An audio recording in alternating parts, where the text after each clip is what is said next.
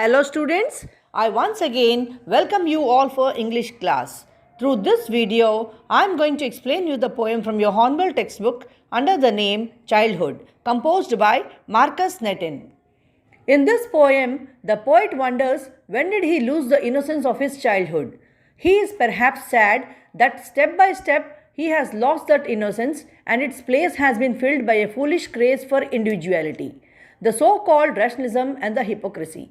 Childhood is a special period in everyone's life. Once gone, it never comes back. He thinks of a few stages in his lifetime when there was a change in his thoughts and perception of the world around him. The poet thinks of the place where his childhood has gone. Here, he has no doubt that he can find it hidden in the innocence of an infant. Now, with this introduction of the poem, let us look into its lines and understand more clearly. Now, the first stanza. When did my childhood go? Was it the day I ceased to be 11? Was it the time I realized that hell and heaven could not be found in geography and therefore could not be? Was that the day? In the above lines, the poet wonders when he lost his childhood. He muses that perhaps it was the day he realized that the concepts of heaven and hell he had been taught of since his youngest years had no standing in the light of the day. Geography textbooks did not give the location of any such place. Education made the poet question his faith and look at the world much more rationally. The poet realizes that he might have lost his childhood when he gained this rational outlook. Now the second stanza. When did my childhood go? Was it the time I realized that adults were not all they seemed to be? They talked of love and preached of love, but did not act so lovingly. Was that the day? In this second stanza, the poet recalls the time when he realized that the adults around him did not practice what they preached.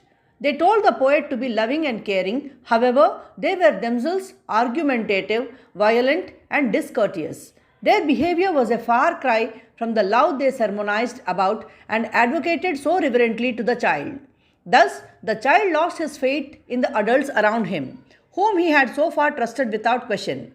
Their latent hypocrisy became evident to the growing child. Perhaps, says Nettin, that broken trust was one of the major steps towards adulthood. Notice that this is perhaps the longest line of the poem. Marcus Nettin is a genius at putting punctuation to use. The length of this line and the difficulty to recite it in one go indicates that this is perhaps the biggest loss the child has suffered. Now the third stanza. When did my childhood go? Was it when I found my mind was really mine?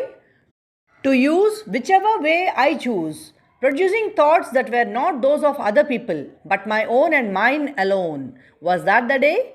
The poet, as he grew up, realized that his mind was unique and could form its own opinions and could take its own decisions. He gained a sense of individuality which set him free from the prejudiced opinions of others around him.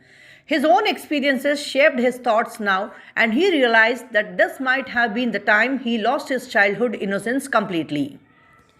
Now the last stanza. Where did my childhood go? It went to some forgotten place that is hidden in an infant's face. That's all I know.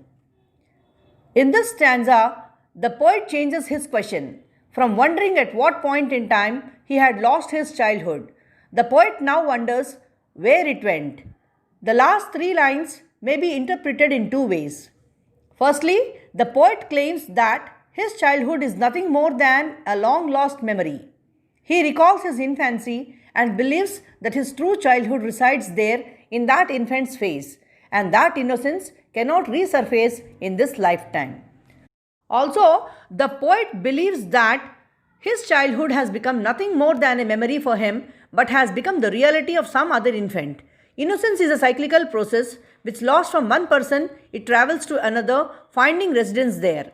Thus, till date, adults can easily recall and seem to almost relive their own childhood through an infant in their lives. Now let us discuss about the poetic devices of this poem. The poetic devices which have been used in this poem are refrain and repetition. The refrain often carries the central message of the poem. The two lines which do so in this poem are, when did my childhood go? Was that the day? And repetition is they talked of love and preached of love. With this explanation of the poem, we have come to the end.